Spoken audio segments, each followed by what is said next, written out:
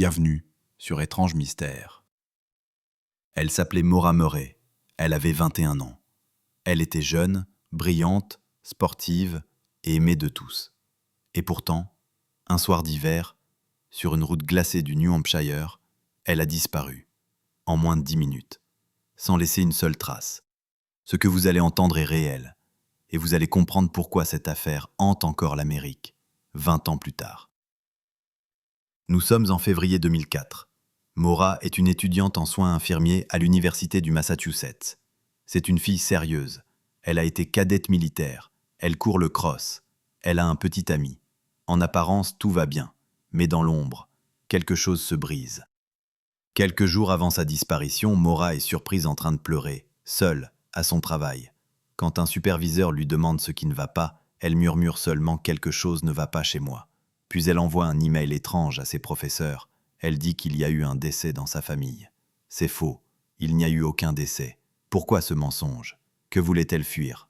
Le jour même, elle retire presque tout l'argent de son compte, achète de l'alcool et prend la route, direction les montagnes du New Hampshire. Seule. Personne ne sait pourquoi. Personne ne sait pour qui.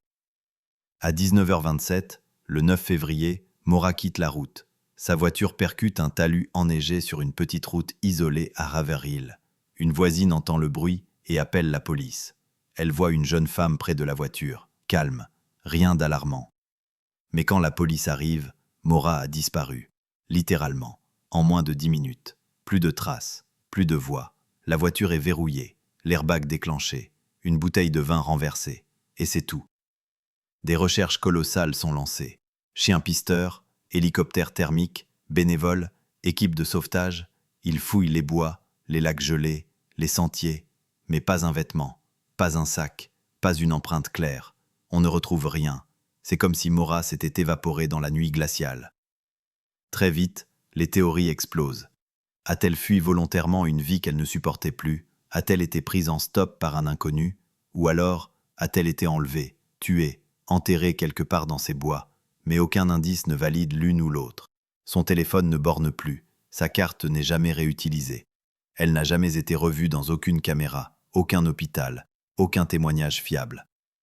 Même aujourd'hui, 20 ans après, le dossier est encore ouvert, mais il est aussi froid que la nuit où elle a disparu.